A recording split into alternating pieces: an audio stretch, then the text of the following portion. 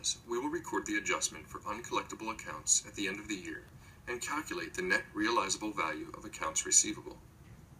During the year, Blue Construction provides services on account for $150,000. When companies provide services on account, they risk the possibility of not being able to collect from their credit customers. Under the allowance method, companies are required to estimate future uncollectible accounts and record those estimates in the current year. We originally record services provided on account with a $150,000 debit to accounts receivable and a $150,000 credit to service revenue. By the end of the year, cash collections on these accounts total $120,000.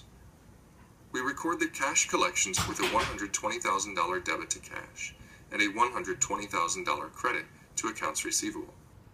The total accounts receivable owed at the end of the year is $30,000. The company estimates that 20% of the uncollected accounts will be bad debts. Using the 20% estimate, the company expects that $6,000 of its accounts receivable likely will never be collected. This is calculated as $30,000 times 20%. The entry to record the uncollectible accounts involves a $6,000 debit to bad debt expense and a $6,000 credit to allowance for uncollectible accounts. We report the contra asset account, allowance for uncollectible accounts, in the assets section of the balance sheet, but it represents a reduction in the balance of accounts receivable.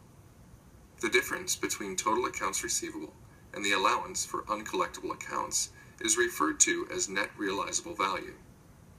In this case, it is $24,000.